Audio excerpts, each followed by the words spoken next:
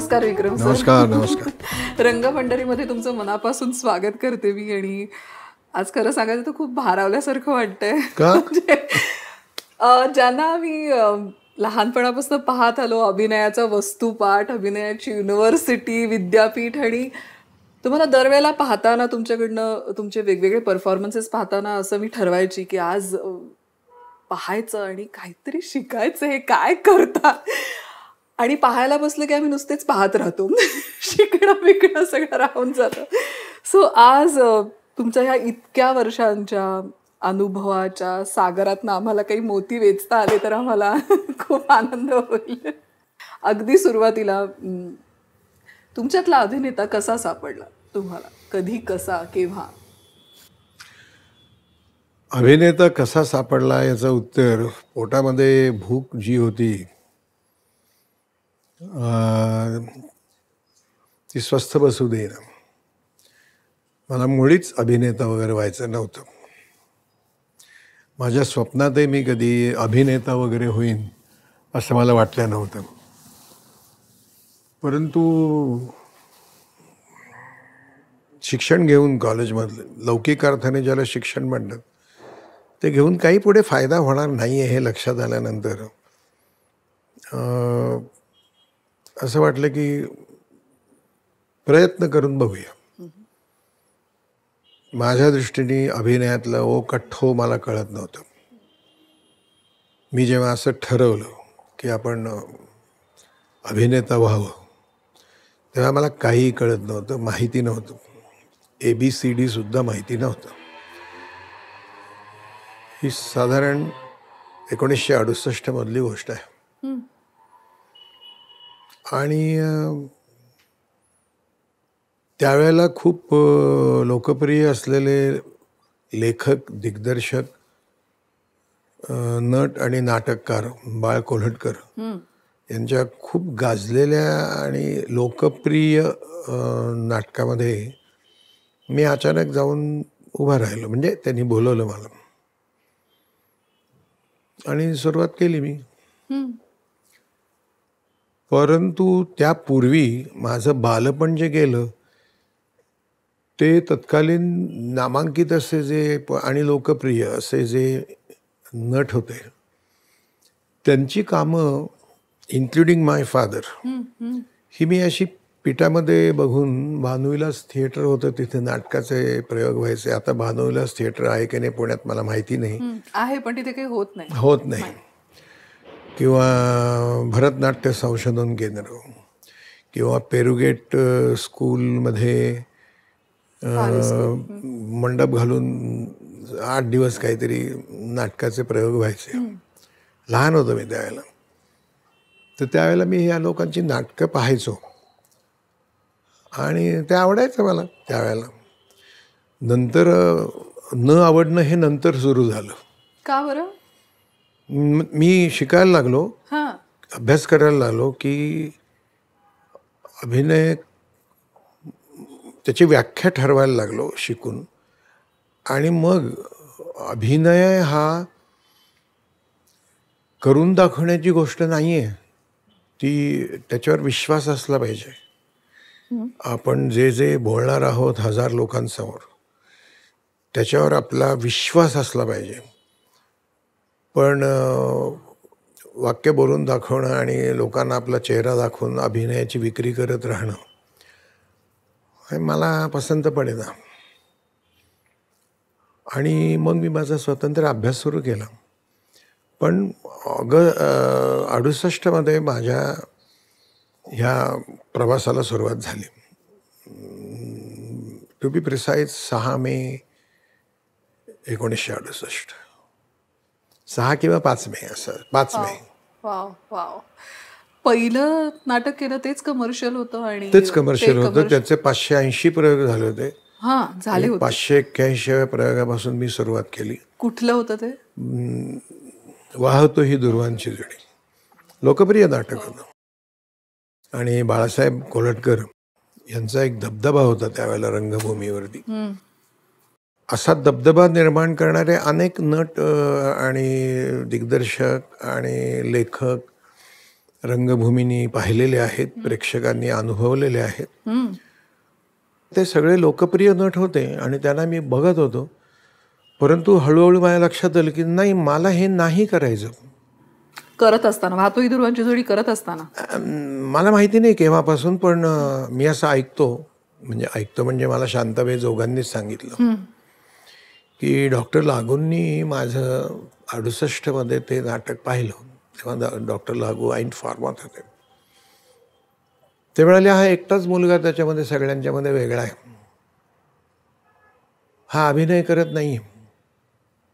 आणि मग माझ्या मनात जे युद्ध चालू होतं की अभिनय म्हणजे काय, तर त्याचं उत्तर मला डॉक्टरांच्या या वाक्यामध्ये थोडंसं सापडलं की तो एकटाच मुलगा ह्या सगळ्या लोकांच्या मध्ये वेगळा आहे, तो अभिनय करत नाहीये. तो जे काही करतोय त्याच्यावर त्याचा विश्वास आहे. म्हणजे हे पुढचं वाक्य ते नव्हते बोलले, पण नंतर मी जेव्हा पुढे शिकत गेलो माझा मी, तेव्हा माझ्या लक्षात आलं की बेसिक प्रिन्सिपल्स ऑफ ॲक्टिंग ही अशी असावीत, किंवा मी तरी मानतो की नाहीतरी सगळं खोटंच असतं ना. पडदा असो सिनेमाचा किंवा टेलिव्हिजनचा किंवा 24 फुटाचा रंगमंच असो, तिथे 3 तास तुम्हाला एक आभास निर्मिती करायची असते.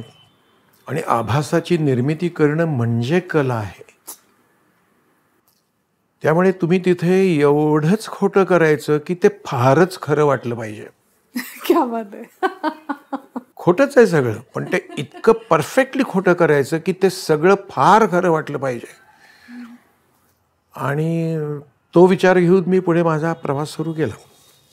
रंगपंढरीचा जो मूळ उद्देश आहे की काही तांत्रिक प्रश्न विचारायचे आणि कुठलेही प्रश्न विचार, तर त्या प्रश्नांकडे मला वळायला आवडेल की वाहतोही दुर्वांची जोडी पहिलं नाटक आणि त्याच्यानंतर तुम्ही कितीतरी केली आहेत. ह्या सगळ्यामध्ये संहिता निवडताना तुमचे निकष काय असतात? काय तुम्हाला ऑनेस्टली ह्या ज्या काही गोष्टी आहेत ज्याला लोक संघर्ष असं म्हणतात, मी काही त्याला संघर्ष वगैरे म्हणत नाही. If you want to achieve some goal you have to fight your own battle.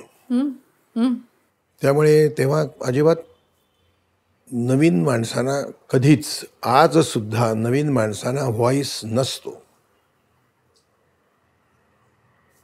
नवीन माणसांना कधी व्हॉइस नसतो. तो व्हॉइस मिळवण्याकरता खूप कष्ट करावे लागतात, खूप अभ्यास करावा लागतो. त्यामुळे संहितेची निवड हे सगळं आमच्या वाट्याला कधी आलंच नाही त्यावेळेला.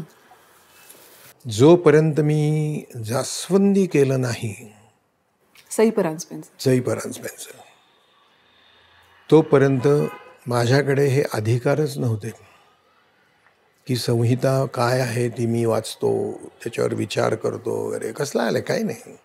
काम करायचंय का नाही? हो, काम करायचंय. रेशनिंग आणायचं दर महिन्याला. ते काय जे असेल ते, हे वाक्य असंच बोलायचं. बरं, तसंच बोलू. म्हणजे त्याच्यात काही बदल नाही करायचा वाक्यात. इथून इकडेच जायचं. बरं, ठीक आहे.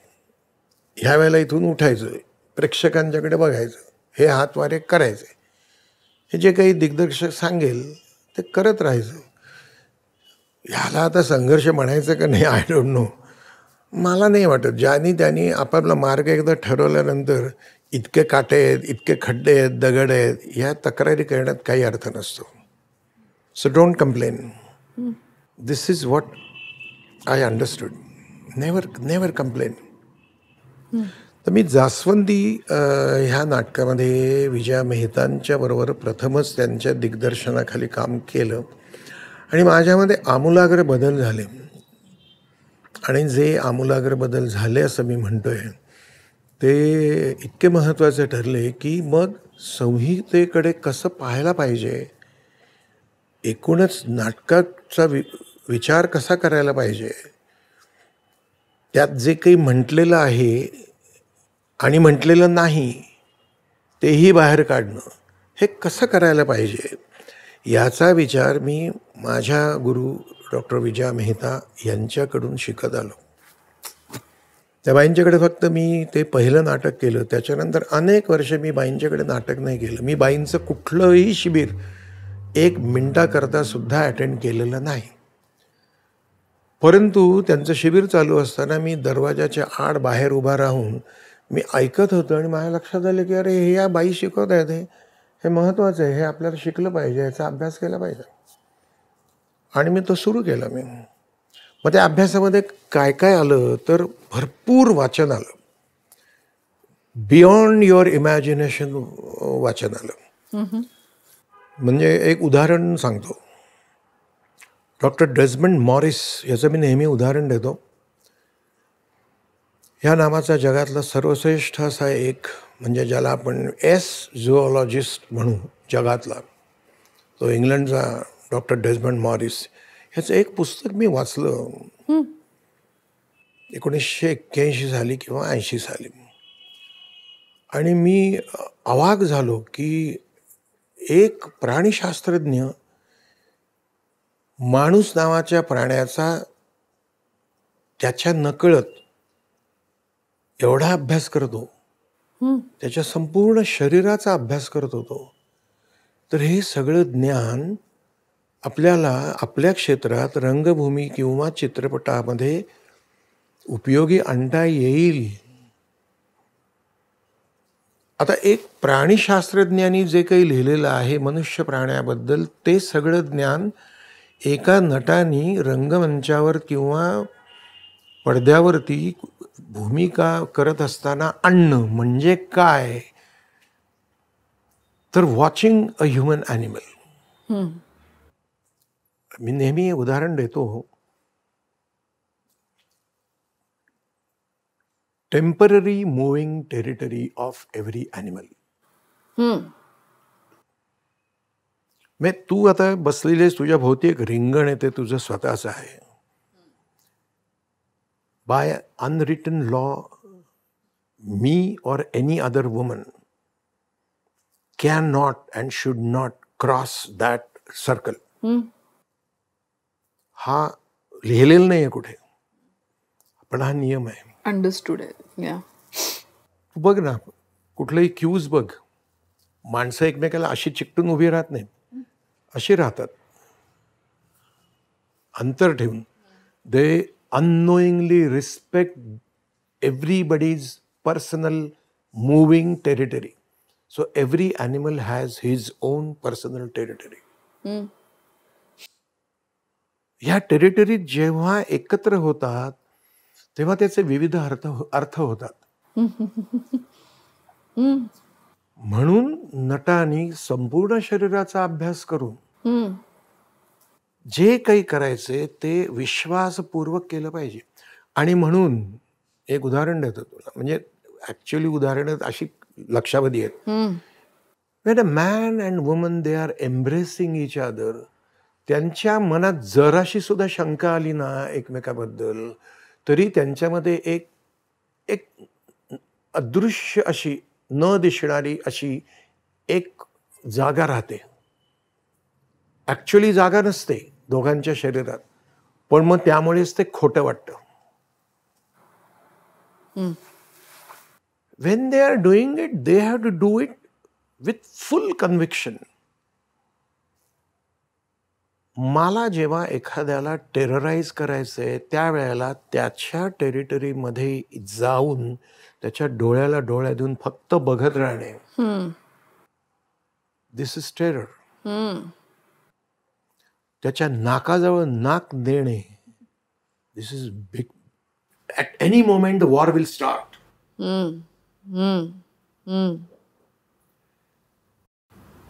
तुमच्या हातांचा उपयोग तुम्ही असा करता का असा करता का असा करता का असा करता.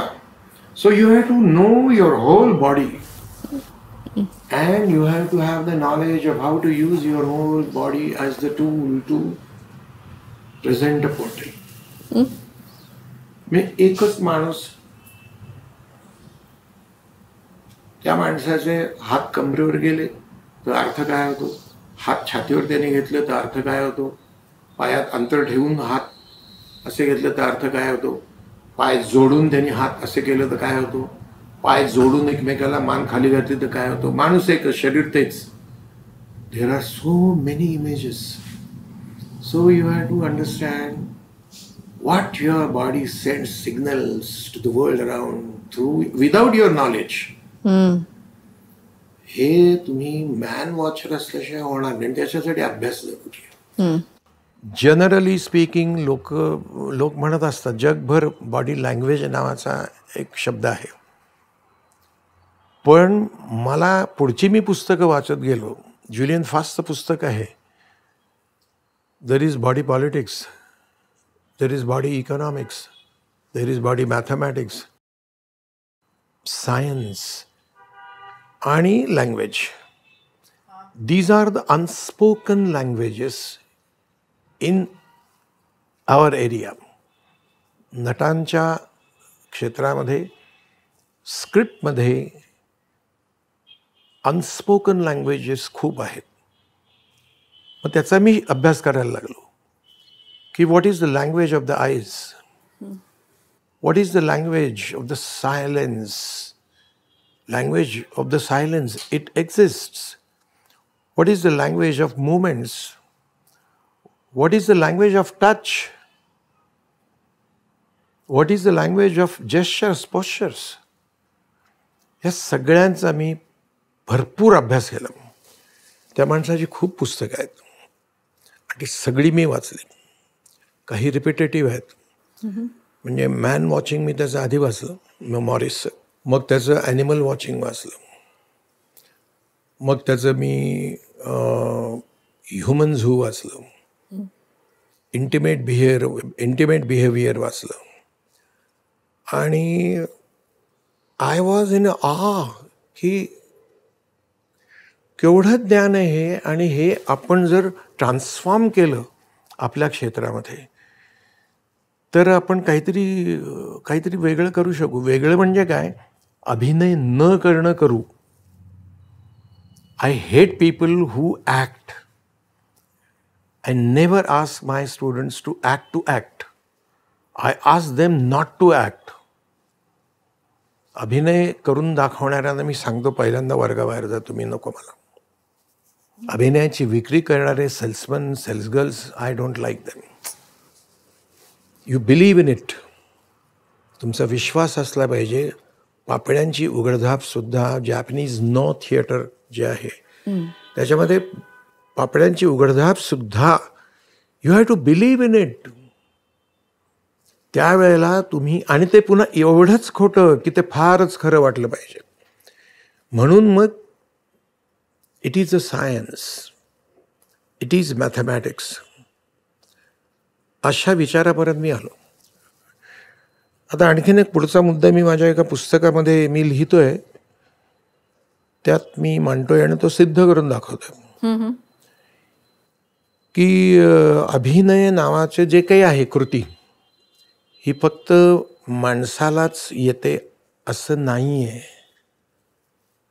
संपूर्ण जगामध्ये जेवढे किडे मुंगीपासून सगळ्यांना अभिनय म्हणजे काय तो माहिती आहे. ही निसर्गदत्त देणगी आहे. किड्या मुंग्यांपासून ते माणसांपर्यंत सगळे जेवढे प्राणी आहेत जगात, त्या सगळ्यांना अभिनय म्हणजे काय माहिती आहे. त्या सगळ्यांना मॅथमॅटिक्स म्हणजे काय माहिती आहे. त्या सगळ्यांना फिजिक्स म्हणजे काय माहिती आहे. त्या सगळ्यांना ग्रॅव्हिटेशनल पूल म्हणजे काय माहिती आहे. आणि ह्याचा मी उदाहरणासकट हे देऊ शकतो. I am just asking you one question. आपण जेव्हा बगळा पाण्याच्या काठावरती किंवा कुठेतरी स्तब्ध उभा असतो, तर तो काय करत असतो? मग आता हे सगळं कशासाठी करतात हे सगळे प्राणी? ती निसर्गदत्त देणगी आहे, ती सर्व्हायव्हलसाठी आहे. क्या बात आहे. The act of acting itself ही एक देणगी आहे निसर्गाची, जी भुकेकरता दिलेली आहे त्यांनी फॉर सर्व्हायव्हल. गवताच्या एका माळरानावरून जेव्हा एक कॅट फॅमिलीमधलं कुठलंही जनावर, वाघ, सिंह हे जात असतं आणि त्याला भक्ष्य दिसतं, तेव्हा ते त्या गवतापेक्षा लगेच खाली जातं. What it is. So he knows mathematics. कुठून कुठपर्यंत जायचं आणि केव्हा उडी मारायची, he knows the mathematics, he knows physics, he knows science. माझ्याकडे तर एक क्लिपिंग असं आहे की एक पक्षी आहे बगळ्याच्या जातीला, तर असा पाण्यात तरंगणारी काहीतरी वस्तू त्याला मिळते, तर ती पाण्यात तरंगेल हे त्याला माहिती आहे. ती वस्तू घेऊन तो उभा राहतो आणि पाण्यात टाकतो, आणि मासे जवळ आले त्या वस्तूच्या की पटकन, म्हणजे तो टोटली मासे पकडणारा कोळी असतो तसं ते काम करत असतो. मिळत नाही तेव्हा ते काढून घेतो, दुसरी जागा हुडकतो, तिकडे जाऊन टाकतो. What it is. Natural intelligence. या it's the need of every living species under the sky. Wow. आपण सुद्धा रोज सगळे, आपल्याला माहितीही नसतं, आपण रोज सकाळी उठल्यापासून रात्रीपर्यंत वर्षानुवर्ष मरेपर्यंत आपण अभिनय करत असतो. आपल्याला कळत नसतं ते आपण अभिनय करतोय, पण आपण करत असतो. आपण घरातून बाहेर पडल्यानंतर शेजाऱ्या पाजाऱ्याचं कोणतरी जाणार होतं असं करतो. नसतं करायचं तरी, म्हणजे त्याची आवश्यकता नाही, पण करतो आपण. कारण असं करून त्याच्यानंतर आपण कंटिन्यू करत नाही, आपण पुन्हा सोडून देतो चेहरा. बॉसला काहीतरी थाप मारून आपण निघतो, वळल्यानंतर लवकर जायचंय ऑफिसमधून, थाप मारली, वळल्यानंतर आपला चेहरा हसरा असतो की बॉसला. So we acted. So we all are actors. संपूर्ण सृष्टी ही अभिनयाचं समृद्ध आहे अभिनयाने. पण त्यामुळे ते इतकं खरं करतात, आपण त्याला when we transform that into the form of art, आपण काहीतरी वेगळा आवाज काढून, वेगळे हावभाव करून हे करायला लागतो, तेव्हा आपण लोकप्रिय होऊ कदाचित, पण बुद्धिवादी नाही होणार. मला इतकी मजा येते, म्हणजे हे इतकं स्पिरिच्युअल वाटायला लागलं सगळं ऐकणं. It is very important. जेव्हा तुमच्याकडे हे अधिकार आले त्यावेळेला तुम्ही आपल्याकडे जेव्हा तुमच्याकडे 10 स्क्रिप्ट्स असतील तर त्यातली मला ही भूमिका आकर्षित करते किंवा ही संहिता, याचा मी एक भाग असला पाहिजे, काय निकष होते निवडीचे? हां, पुढे असं व्हायला लागलं की त्याच्यात आणखीन एक गंमत असते बरं का. म्हणजे अशा नटांबरोबर मी काम केलेलं आहे, बहुतेक वेळेला अशाच नटांबरोबर काम करावं लागलं की ते माझा रोल हा भाव खाणारा आहे की नाही इकडेच पहिल्यांदा लक्ष देणारे नटही मी पाहिलेत. I don't like such people. I don't like such people. I don't like such actors. जेव्हा तुमच्या अंतर आणि बाह्य व्यक्तिमत्वाच्या फारच वेगळा रोल आहे, मग तो कितीही दुष्ट माणसाचा असो, कितीही कसाही असो, पण तो करायलाच पाहिजे मी, असं असेल तर तो तुम्ही केला पाहिजे. You have to try. नट तो सो असं कुठेही फेकलं की जाऊन पटकन तिकडे बसतो तो नट, कुठलीही भूमिका असो, कुठलीही. मी हे नाही काम करू शकणार बुवा, मी हे ह्याच्यात मला रोल कमी आहे किंवा मला महत्त्व नाही. I feel pity on such actors. I feel that they are insecure actors. जगभरातले बहुसंख्य नट हे इन्सिक्युअर्ड असतात. त्यांना सहन होत नाही की कोणीतरी आपल्यापेक्षा एक वरचढ होतोय, हे सहन होत नाही त्यांना. बोलताही येत नाही. आणि बोलण्याची ताकद असेल तर ते बोलून सांगतात की नाही, हे वाक्य कट करा त्यांचं, हे आम्हाला द्या. अशाही नटांबरोबर मी कामं केलेली आहेत. But I forgive them. I feel, okay, they are insecure. Okay. I'm not obliging them, पण मी काय करणार? If he has more voice than mine, okay, fine. माझ्या वाट्याला म्हणजे येईल ते मी इतक्या चांगल्या पद्धतीने करेन की माझं काम मी चांगलं करेन.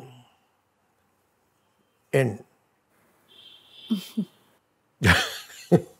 विक्रम सर, संहिता निवडीनंतर ते पहिल्या प्रयोगापर्यंत तुमची काय प्रोसेस असते? आम्हाला थोडंसं ढोबळ मानाने टप्पे सांगू शकाल त्यातले? जरूर. संहिता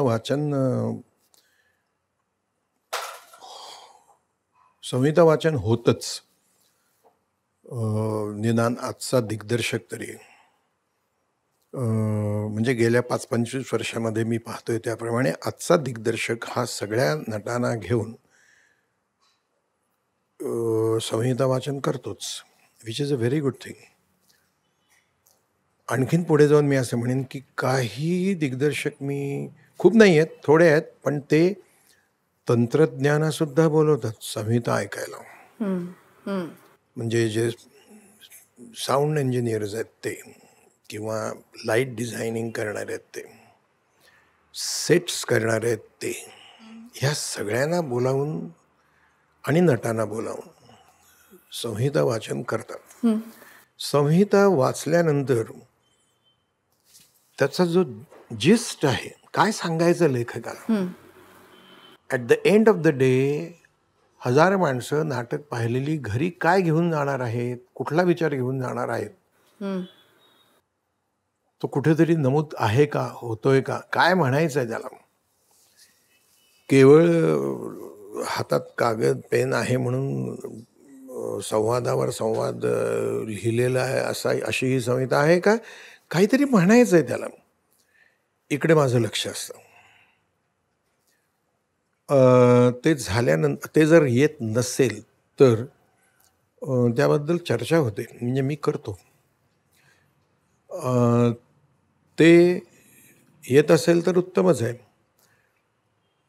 पण ते खूप खूप वाक्य बोलल्यामुळे येत आहे का विजय तेंडुलकरांच्या पद्धतीमुळे अगदी थोडक्यामध्ये पण to the point, penetrating in your heads असं येत आहे, हे बघायला पाहिजे. म्हणजे नाटक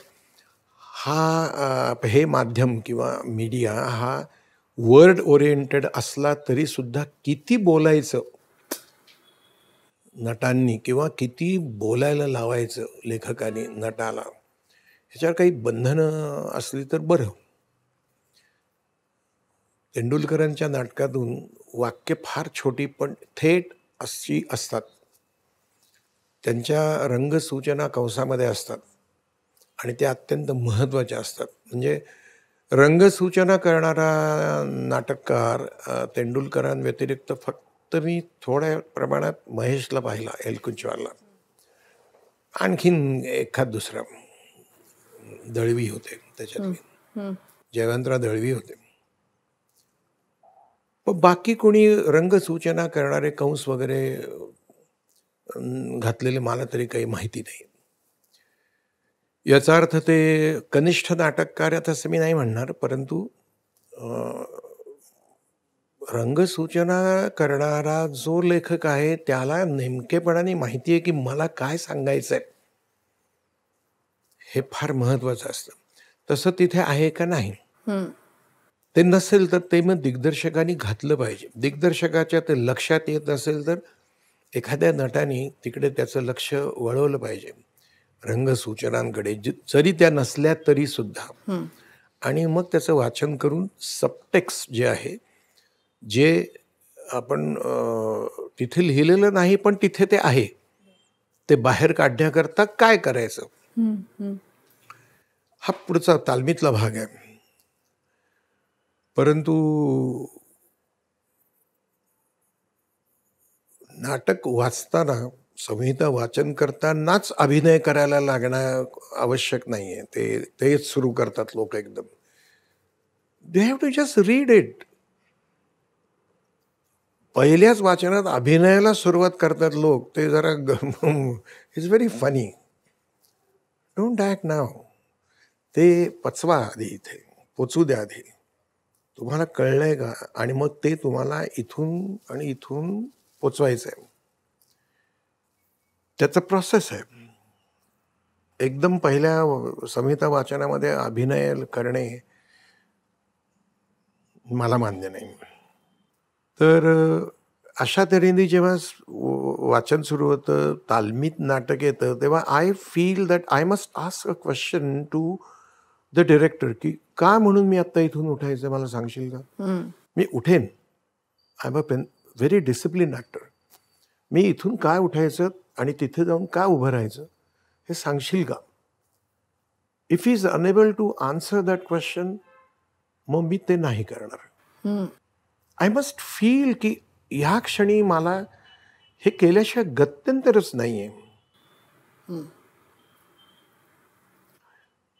तर मग मी उठेन. म्हणजे अनावश्यक हालचाली रंगमंचावरच्या हे मला मान्य नाहीत. अनावश्यक शब्द मला संहितेतले कधीच मान्य नसतात. त्यामुळे त्याच्यावरही थोडासा वेळ जातो. फार नाही, थोडा जातो. मग मी काय काय करायला पाहिजे, माझ्या भूमिकेचा शोध घेताना मी काय काय विचार करतोय हे मी आधी ठरवायला पाहिजे. नक्की focusing on what I have to portray.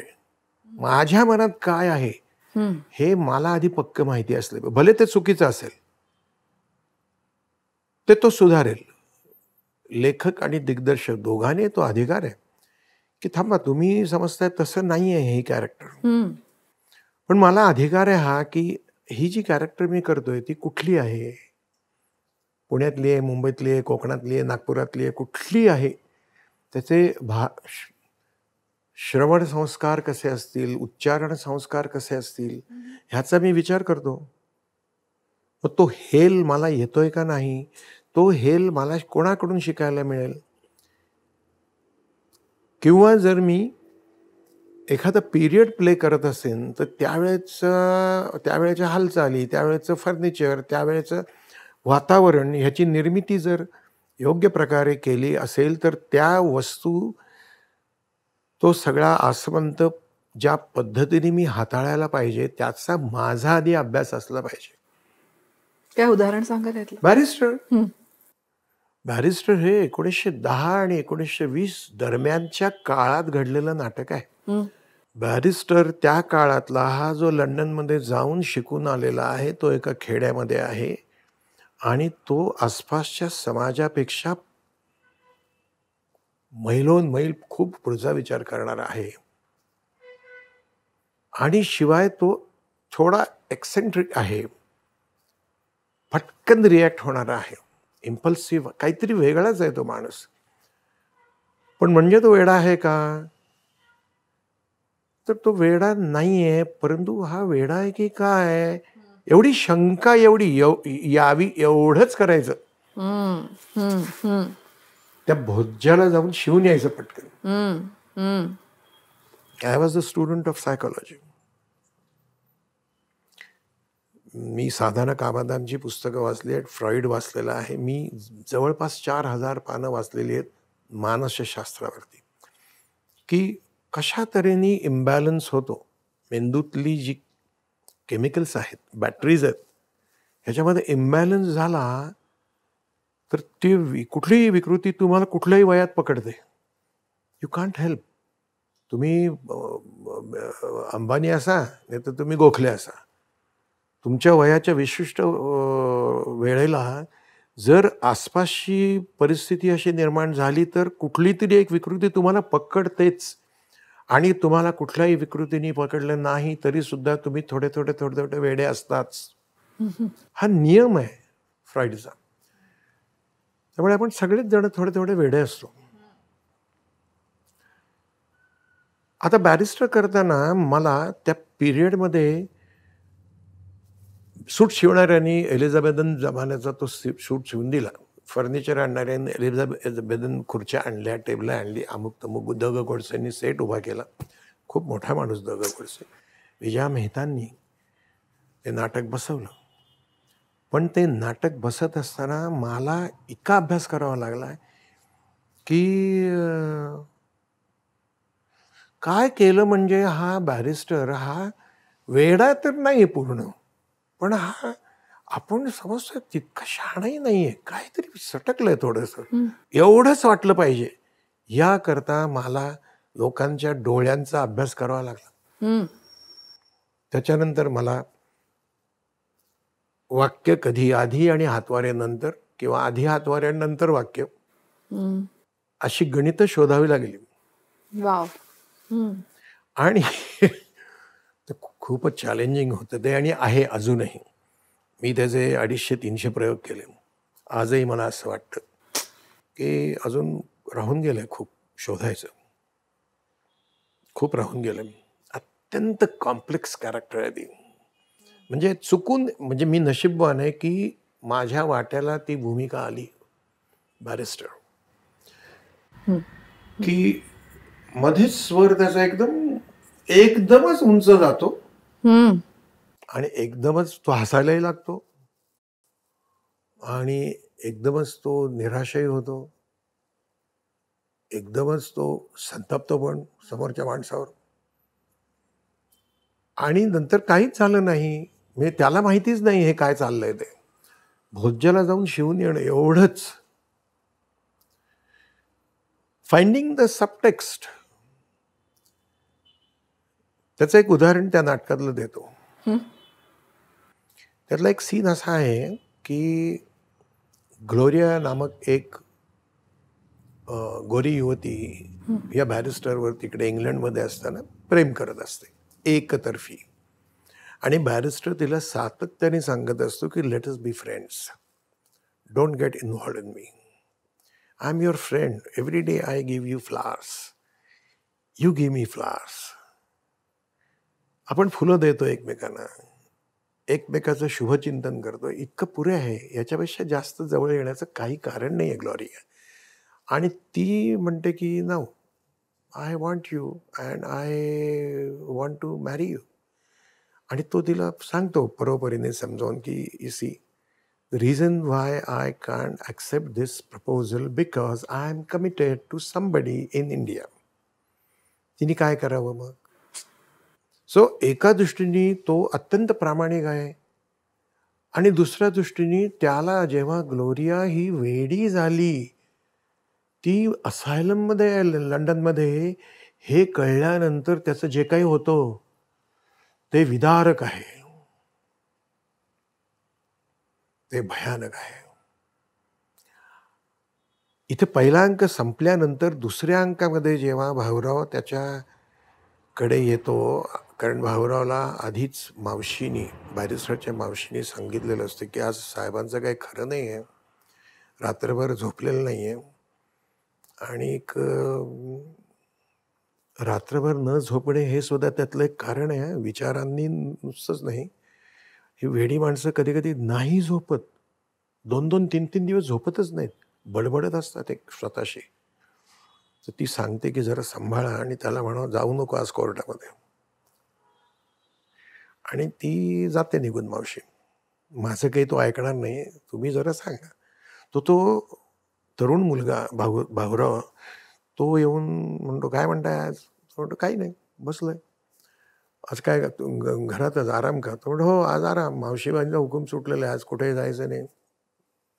बरं नाही जायचं, ठीक आहे. आणि तो म्हणतो बरं मी चलतो, आज आराम करा, जाऊ नका कुठे. आणि मध्येच तो म्हणतो की ग्लोरियाबद्दल काही पत्र आलंय का? तर हा कोरडा असतो पूर्णपणे बॅरिस्टर, आणि तो त्याच्याकडे बघतो आणि हो म्हणतो. तो म्हणतो, काय काय झालंय? तो म्हणतो, Gloria is dead and gone. ह्याचा त्याच्यावर परिणाम होतो. अरे बापरे. आणि तो मटकन बसतो खाली आणि मग हा त्याला सांगायला लागतो की मी ठरवलंय, आपल्याला त्रास नाही करून घ्यायचा. आणि सगळं म्हणतो की पण आता एक लक्षात आलं की आता आपल्याला वेड व्हायचं वय उरलेलं नाहीये. मी शांतपणे सगळं सहन केलेलं आहे. तर ते ऐकल्यानंतर Bhaurao is very much worried about the old man and he starts for his job. आणि ही तोपर्यंत तो डोळे मिटून शांत बसलेला आहे. भाऊराव म्हणतो की मी जाऊ ना.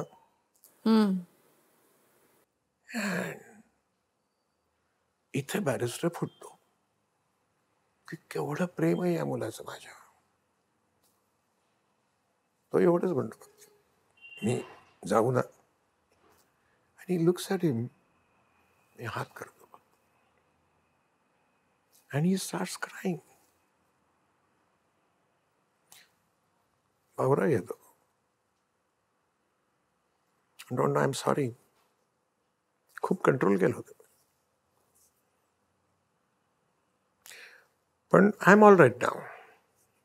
जातो मी. पण आणि मी कशाला आता काळजी करू?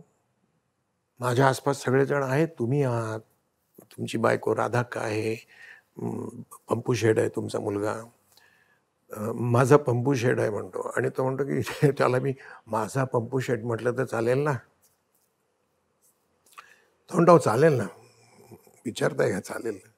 त्याच्यावरती तो फक्त त्याच्या हातावर हात ठेवून एवढंच करत राहतो. This means something. Thank you very much.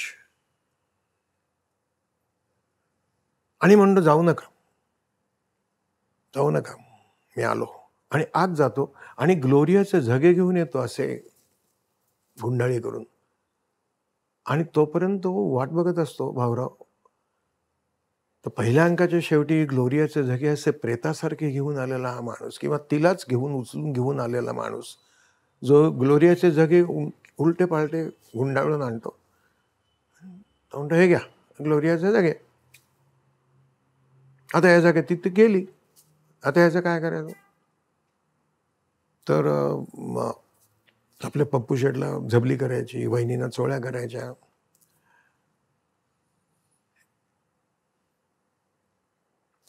ह्या सगळ्याचा परिणाम भाऊरावावर होतो. म्हणजे काय होतं? He stand still and is crying.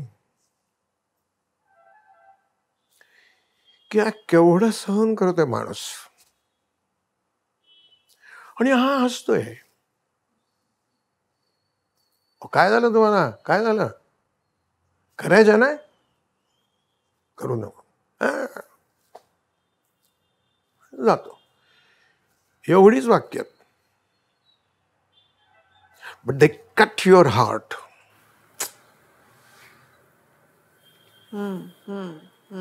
त्यामुळे कितीही दुःखद प्रसंग असला तरी आपण न रडता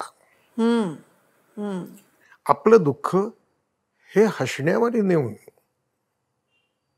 जाता जाता सहज सांगणं, हे मी डॉक्टर विजय मेहतांच्याकडून शिकलो. माझ्या मते the best way to cry is try not to cry. रडण्याचा उत्तम मार्ग म्हणजे न रडण्याचा प्रयत्न करणं. That goes through the heart. ढसाढसा पाणी वाहून गेलं की लोक म्हणतील बरं झालं बाबा, रडून मोकळा झाला. नाही, लोकांना मला तडफडत ठेवायचंय. Go home with this pain. त्याकरता न रडण्याचा प्रयत्न करणं हे सर्वोत्कृष्ट रडणं आहे.